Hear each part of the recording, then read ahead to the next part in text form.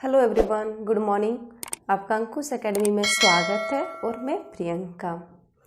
आज का जो क्लास है वो है भारतीय संविधान के भाग। भारतीय संविधान में कितना भाग है उसके बारे में जानेंगे। प्रत्येक भाग में किस चीज़ का उल्लेख किया गया है आज उसके बारे में हम लोग जानेंगे। तो जो भी स्टूडेंट इस वीडियो को देख रहे होंगे तो आप लोग प्लीज़ उसको शेयर कीजिएगा ताकि अधिक से अधिक लोगों को पहुंच सके। तो चलिए शुरू करते हैं अपने क्लास को। तो आज का जो क्लास है भारतीय संविधान के भाग। तो सबको प्राय पता है कि हमारे संविधान में कितने भाग हैं? 22 भाग हैं। कितने भाग हैं?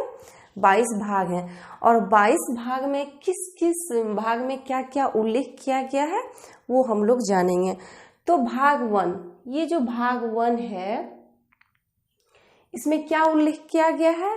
संघ और उसका राज्य क्षेत्र। संघ और उसका राज्य क्षेत्र का वर्णन किया गया है। भाग 1 जो है उसमें संघ और उसका राज्य क्षेत्र का वर्णन किया गया है। भाग 1 या फिर अनुसूची या पहला अनुच्छेद, ये जो फर्स्ट का सारा है अनुच्छेद या फिर अनुसूची, उसमें संघ और उसका राज्य क्षेत्र का वर्णन ही किया गया है। तो जो भाग 1 है उसमें संघ या संघ का मतलब केंद्र हो गया और उसका राज्य क्षेत्र का वर्णन किया गया है।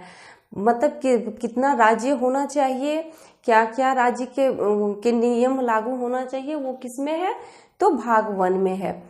अब भाग 1 में तो अनुच्छेद कितना का कहाँ से है? तो अनुच्छेद 1 से जो 4 है उसमें संघ और उसका राज्य क्षेत्र का वर्णन किया गया है। इसको याद करने का तरीका है कि पहले जैसे भाग 1, तो भाग 1 में पहले क्या आया? पहले राज्य को बनाया गया। पहले क्या बनाया गया? तो राज्य को बनाया गया, संघ और उसका राज्य क्षेत्र को बनाया गया। अब आते हैं भाग 2। अब क्या? भाग 2। भाग 2 में नागरिकता। भाग 2 में क्या है?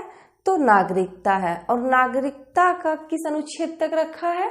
तो अनुच्छेद 5 से 11 तक। कितना? 5 से 11 तक अनुच्छेद में नागरिकता का वर्णन किया गया है। मतलब कोई भी नागरिक को कोई भी नागरिक को नागरिकता कितने तरीके से प्राप्त हो सकता है, ये सब वर्णन किसमें है? तो भाग 2 में है। और अनुच्छेद में तो 5 से 11 के अनुच्छेद में नागरिकता का वर्णन है। तो पहला कौन सा हुआ? पहला हुआ केंद्र और संघ और उसका राज्य क्षेत्र। दूसरा हुआ नागरिकता। पहला राज्य बना, उसके बाद ही नागरिकता का प्रावधान आया। भाग 2 में कितना है? नागरिकता। और अनुच्छेद कितना है? तो 5 से 11। अब आते हैं भाग 3। अब भाग 3, तो भाग 3 में मूल अधिकार को दिया गया है। क्या दिया गया है? भाग 3 में मूल अधिकार को दिया गया है। और ये जो मूल अधिकार है उसका किस अनुच्छेद तक वर्णन है? तो 12 से 35 तक इसका वर्णन किया गया है। तो भाग 3 में क्या है? मूल अधिकार दिया गया है। भाग 1 में संघ और उसका राज्य क्षेत्र, दूसरा में नागरिकता का प्रावधान लाया, नागरिकता। तीसरा है मूल अधिकार। क्या क्या हम लोग नागरिकों को मूल अधिकार मिलना चाहिए वो किस में वर्णन है? तो भाग 3 में और अनुच्छेद 12 से 35। अब आता है भाग 4। अब आता है भाग 4। भाग 4 में राज्य के नीति निदेशक तत्व। भाग 4 में जो है वो क्या है? राज्य के नीति निदेशक तत्व। इसका जो अनुच्छेद है वो कहाँ तक वर्णन है? तो 36 से 51 तक राज्य के नीति निदेशक तत्व का वर्णन किया गया है। और भाग 4 में एग्जाम में इस तरह का भी क्वेश्चन देखने को मिलता है कि नागरिकता का कौन सा भाग में आता है? तो भाग 2। तो क्योंकि कोई भी स्टूडेंट अगर एग्जाम की तैयारी कर रहे हैं तो ये जो 22 भाग है वो उनको याद होना ही चाहिए। अब आते हैं कि भाग 5। तो भाग 5 में संघ का उल्लेख है। यहाँ संघ का मतलब केंद्र, सेंट्रल वाला जो केंद्र होता है वो। तो भाग 5 में किसका उल्लेख है? तो संघ। और अनुच्छेद कितना है? तो 52 से 191 तक। 52 से 191 तक। इसी में ये संघ में ही आ जाता है राष्ट्रपति, उपराष्ट्रपति, प्रधानमंत्री, ये सब का जो उल्लेख मिलता है वो संघ के अंदर मिलता है। और अनुच्छेद 52 से 151 तक। और भाग कितना, तो भाग 5 में। इसको याद करने का इस तरह का भी तरीका है, आप इसको डिवाइड करके याद कीजिएगा तो आप लोग को अच्छे से याद होगा। पहला 1 से 5 तक याद कीजिए, फिर 6 से 11 तक याद कीजिए, क्योंकि पहला राज्य बना, उसके बाद क्या, नागरिकता मिला नागरिकों को, उसके बाद क्या मिला, मूल अधिकार मिला, उसके बाद राज्य के नीति निर्देशक तत्व मिला, उसके बाद संघ। संघ में यहाँ की संघ का उल्लेख में क्या आएगा, राष्ट्रपति, उपराष्ट्रपति, प्रधानमंत्री, ये सब आएगा और भाग 5 में आएगा। अब आता है 6 में है राज्य। 6 में क्या है, भाग 6 में क्या दे है, भाग 6 में किसका उल्लेख किया गया है, तो राज्य का किया गया है।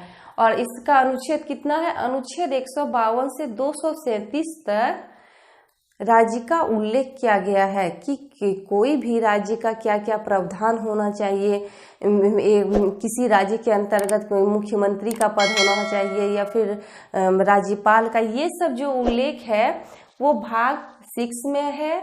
और इसका अनुच्छेद कहाँ तक, तो 152 से 237 तक। तो भाग 6 में क्या है, तो राज्य का वर्णन है। अब भाग कितना, तो 7। तो 7 को जो है वो उसको हटा दिया गया है। इसमें था कि पहली अनुसूची के भाग ख के राज्य संविधान 7वां संशोधन, कितना, ये जो भाग 7 है उसको 7वां संशोधन अधिनियम 1956 के द्वारा इसको निरस्त कर दिया है या फिर इसको निकाल दिया गया, इसको हटा दिया गया। ये जो भाग 7 है उसको 7वां संशोधन, कौन सा संशोधन, इस तरह भी क्वेश्चन आ सकता है कि भाग जो 7 है उसको किस संविधान संशोधन के तहत उसको निरस्त किया गया है, तो 7वां संशोधन और 7वां संशोधन अधिनियम 1956 के द्वारा। भाग 7 है तो 7वां संविधान संशोधन और अधिनियम 1956 के द्वारा इसको निकाल दिया गया। ये जो भाग 7 है उसको निरस्त कर दिया गया है। क्या कर दिया गया है, निरस्त कर दिया गया है। अब आते हैं भाग 8। भाग जो 8 है उसमें संघ राज्य क्षेत्र का वर्णन किया गया है। भाग जो 8 है उसमें संघ राज्य क्षेत्र का वर्णन किया गया है। यहाँ संघ राज्य क्षेत्र का मतलब हुआ कि केंद्र शासित प्रदेश, इसमें केंद्र शासित प्रदेश का वर्णन किया गया है अनुच्छेद 239 से 242 के तहत। ये जो भाग 8 है उसमें संघ और राज्य क्षेत्र का वर्णन किया गया है। यहाँ संघ का मतलब हुआ केंद्र शासित प्रदेश, जैसे दिल्ली, पुडुचेरी, चंडीगढ़, ये सब जो है केंद्र शासित प्रदेश है वो भाग 8 के तहत आता है। और किस अनुच्छेद में रखा गया है, तो 239 से 242 तक। अब आता है कि भाग 9। ये जो भाग 9 है इसमें पंचायत संबंधित से वर्णन किया गया है। गांव की सब, जो गांव में चुनाव होता है उसका सबसे छोटी इकाई क्या होता है, तो पंचायत ही होता है। तो पंचायत का किया गया है, किसका, पंचायत का। और इस अनुच्छेद किस में रखा गया है, तो 243 में। ये जो पंचायत संबंधित प्रावधान है उसको किस में रखा गया है, तो भाग 9 में रखा गया है। और अनुच्छेद तो 243 अनुच्छेद में पंचायत का वर्णन किया गया है। और इसी का भाग 9 का क में इसमें नगर पालिका का भी ऐड किया गया है। ये जो भाग 9 को हम नहीं लिखे उसमें नगर पालिका का वर्णन किया गया है अनुच्छेद 243 के अंतर्गत ही, अनुच्छेद 243 के अंतर्गत ही। अब नेक्स्ट आता है भाग 10। अब कितना आता है, तो भाग 10। भाग 10 में किस चीज का वर्णन है, तो अनुसूचित और जनजाति क्षेत्र। ये जो भारत में तो बहुत सारे अनुसूचित और जनजाति क्षेत्र का क्षेत्र है, तो इसमें जो विशेष करके अनुसूचित और जनजाति क्षेत्र का प्रावधान किया गया है, किसमें, तो भाग 10 में, भाग 10 में क्या है, अनुसूचित और जनजाति क्षेत्र का, और किस अनुच्छेद के अंतर्गत रखा गया है, तो 244 से 244 का क तक। इसका जो वर्णन है भाग 10 में अनुसूचित और जनजाति क्षेत्र का, तो इसका वर्णन है 244 से 244 क तक। अब आता है भाग 11, तो भाग 11 में किसका वर्णन है, संघ और राज्यों के बीच संबंध। यहाँ पे संघ हो गया सेंट्रल, और राज्यों के बीच कैसा संबंध होना चाहिए वो किसमें वर्णन है, तो भाग 11 में है। और किस अनुच्छेद के अंतर्गत आता है, तो 245 से 263, अनुच्छेद 245 से 263 किसका, तो संघ और राज्यों के बीच संबंध। ये जो केंद्र सरकार और राज्यों के बीच जो संबंध होता है वो किस भाग में आता है, तो भाग 11 में आता है। और किस अनुच्छेद के अंतर्गत आता है, तो 245 से 263, 245 से 263। अब है भाग 12, ये जो भाग 12 है उसमें किसका उल्लेख है, तो वित्तीय, संपत्ति, संविदाएं और वाद। ये जो वित्त संपत्ति होता है, वित्त होता है, फिर संपत्ति, फिर संविदाएं और वाद, इसका जो उल्लेख है वो भाग 12 में किया गया है। और किस अनुच्छेद के अंतर्गत रखा गया है, तो 264 से 300 क तक। इसका जो रखा गया है अनुच्छेद 264 से 300 क तक रखा गया है। भाग 12 में क्या है, तो वित्तीय, संपत्ति, संविदाएं और वाद, इसको भाग 12 में रखा गया है। अब आता है भाग 13। अब क्या आता है, भाग 13। तो भाग 13 में देखिए क्या कहा गया है, भाग 13 में भारत के राज्य क्षेत्र के भीतर, मतलब भारत के भीतर ही व्यापार, वाणिज्य और समागम, ये जो एक राज्य से दूसरे राज्य के बीच जो व्यापार होता है, मतलब भारत के अंदर ही जो व्यापार होता है, वाणिज्य होता है और समागम, उसका उल्लेख किसमें किया गया है, तो भाग 13 में किया गया है। और किस अनुच्छेद में, तो 301 से 307 के अनुच्छेद के बीच में। ये जो भाग 12 है उसमें भारत के राज्य क्षेत्र के भीतर व्यापार, वाणिज्य और समागम, इसका वर्णन किया गया है अनुच्छेद 301 से 307 के बीच। अब आपको अच्छे से पता हो गया भाग 12 में भारत के भीतर ही व्यापार का वर्णन किया गया है, वाणिज्य और समागम का। अब आता है भाग 14। अब क्या आता है, भाग 14। भाग 14 में क्या वर्णन किया गया है, संघ और राज्यों के अधीन सेवाएं।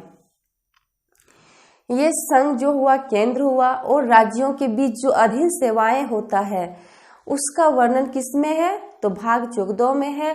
और किस अनुच्छेद के अंतर्गत रखा गया है, तो 308 से 323 के बीच, 308 से 323 के बीच इसका वर्णन किया गया है। भाग 13 में क्या है, संघ और राज्यों के बीच जो अब अधीन सेवाएं होती है उसका वर्णन किया गया है भाग 14 में। अब आता है भाग 15। भाग 15 क्या है, निर्वाचन। क्या है, निर्वाचन, इलेक्शन। ये जो भाग 15 है वो निर्वाचन से है। और इसका जो अनुच्छेद रखा गया वो कितना रखा गया है, 324 से 329, 324 से 329। ये जो भाग 15 है वो निर्वाचन से संबंधित है। और इसका जो अनुच्छेद रखा गया है 324 से 329। बहुत सारा क्वेश्चन आता है कि 324 अनुच्छेद किससे संबंधित है, तो निर्वाचन से। अब नेक्स्ट आता है भाग 16। क्या आता है, भाग 16। तो भाग 16 में क्या कहा गया, कुछ वर्गों के संबंध में विशेष उपबंध, कुछ वर्गों के संबंध में विशेष उपबंध, ये किसमें कहा गया है, तो भाग 16 में कहा गया है। और किस अनुच्छेद के अंतर्गत, तो 330 से 342 के अंतर्गत, 330 से 342 के अंतर्गत रखा गया है भाग 16 को। भाग 16 में क्या कहा गया है, कुछ वर्गों के संबंध में विशेष उपबंध, मतलब कुछ वर्ग है उसके लिए एक विशेष उपबंध किया गया है, किसमें, भाग 16 में, और अनुच्छेद 330 से 342 के बीच। अब आता है भाग 17। क्या भाग 17। तो भाग 17 में राजभाषा का उल्लेख किया गया है। किसका? तो राजभाषा का उल्लेख किया गया है। और अनुच्छेद कितना? 343 से 351 तक, 343 से 351 के बीच राजभाषा का उल्लेख किया गया है। और भाग कितना? तो भाग 17। कितना भाग? भाग 17। अब आता है भाग 18। ये मोस्ट इम्पॉर्टेंट क्वेश्चन है, भाग 18। तो जो भाग 18 है उसमें आपात उपबंध का उल्लेख किया गया है। किसका उल्लेख किया गया है? आपात उपबंध। इसका जो राष्ट्रपति के द्वारा उपबंध, ये आपातकाल लगाया जाता है। किसके द्वारा लगाया जाता है? तो राष्ट्रपति के द्वारा लगाया जाता है। और इसका जो अनुच्छेद, किस अनुच्छेद के अंतर्गत वर्णन है? तो 352 से 360 के बीच इसका वर्णन किया गया है। राष्ट्रपति किस परिस्थितियों में आपातकालीन लगा सकती है या फिर वित्तीय आपातकालीन लगा सकती है, ये सब राष्ट्रपति करते हैं। और राष्ट्रपति ये किस भाग के अंतर्गत करते हैं? तो भाग 18 के अंतर्गत करते हैं। और अनुच्छेद 352, 356 और 360, ये जो 3 अनुच्छेद है उसमें आपात उपबंध का उल्लेख किया गया है 352 से 356 के बीच में। अब आता है भाग 19। अब क्या आता है? भाग 19। भाग 19 में परकीर्न, राष्ट्रपति, राज्यपाल, राजप्रमुख और सांसद आदि का संरक्षण। ये जो है हमारे राष्ट्रपति, वो तो भारत के सबसे पहले नागरिक माना जाता है। तो राष्ट्रपति और राज्यपाल, राजप्रमुख और सांसद आदि का संरक्षण किया जाता है। किस अनुच्छेद के अंतर्गत? तो अनुच्छेद भाग के 19 के तहत किया जाता है। किस भाग के तहत? तो भाग 19 के तहत राष्ट्रपति, राज्यपाल, राजप्रमुख और सांसद आदि का संरक्षण किया जाता है। और किस अनुच्छेद के अंतर्गत रखा गया है? तो 361 से 367 के बीच। किस अनुच्छेद के अंतर्गत रखा गया है? 361 से 367 के बीच। अब आता है भाग 20। ये जो भाग 20 है उसमें किसका उल्लेख किया गया है? संविधान संशोधन, संविधान का संशोधन। किसका? संविधान का संशोधन। और ये किस अनुच्छेद के अंतर्गत होता है? तो 368 के अनुच्छेद के अंतर्गत। किसके अंतर्गत? 368 अनुच्छेद के अंतर्गत। ये जो भाग 20 है उसमें संविधान का संशोधन, संविधान का संशोधन का स्रोत कहाँ से लिया गया है? तो दक्षिण अफ्रीका से लिया गया है। कहाँ से लिया गया है? तो दक्षिण अफ्रीका से लिया गया है। तो इसका जो संविधान का संशोधन है वो भाग 20 में उल्लेख है। कोई भी प्रस्ताव लाया जाता है तो कुछ हटाया जाता है संविधान में, कुछ संशोधन करके ऐड किया जाता है। तो जो संविधान में संशोधन करके कोई नियम या कानून लागू होता है तो उस संविधान को संशोधन करके जोड़ा जाता है। तो ये भाग 20 में वर्णित है। अब आता है भाग 21। क्या आता है? भाग 21। भाग 21 में वर्णित है अस्थायी, संक्रमणकालीन और विशेष उपबंध। भाग जो 21 है उसमें अस्थायी, संक्रमणकालीन और विशेष उपबंध का उल्लेख किया गया है। तो किस अनुच्छेद के अंतर्गत? तो 369 से 392 के बीच। ये इसका जो उल्लेख किया गया है किस अनुच्छेद के अंतर्गत? तो 369 से 392 के अनुच्छेद। और भाग 21 में क्या कहा गया है? तो अस्थायी, संक्रमणकालीन और विशेष उपबंध के का प्रावधान। अब आता है भाग 22। भाग 22 में क्या कहा गया है? तो भाग जो 22 है उसमें संक्षिप्त नाम, प्रारंभ, हिंदी में प्राधिकृत पाठ और निरसन, इसका जो उल्लेख किया गया है वो भाग 22 में किया गया है। और किस अनुच्छेद के अंतर्गत? तो 393 से 395 के अंतर्गत, 393 से 395 के अंतर्गत भाग 22 में किसका वर्णन है? तो नाम, प्रारंभ और हिंदी में प्राधिकृत, वो जो होगा वो हिंदी में होगा, प्राधिकृत पाठ और निरसन, अनुच्छेद 393 से 395 तक। ये सबसे लास्ट भाग हुआ, भाग 22। अब देखिए भाग 22 तक आप लोग देख लिए कि भाग 22 तक किसका किसका वर्णन है, भाग 1, भाग 2, भाग 3 में किस किस चीज का वर्णन है। अब मेरे ख्याल से जो क्वेश्चन बराबर एग्जाम में देखने को मिलता है वो आता है सबसे पहले कि इधर का 5 ले, इधर का जो 5 है, भाग 1, भाग 2, भाग 3, भाग 4, 4, भाग 5 में किस किस चीज का वर्णन है। ये ऐसे तो सारे इंपॉर्टेंट है, आपको सारे याद ही करने होंगे। और इधर देखा जाए तो एक सबसे ज्यादा इंपॉर्टेंट रहता है कि भाग 15 किससे संबंधित है, तो निर्वाचन आयोग से संबंधित है, किससे, निर्वाचन से।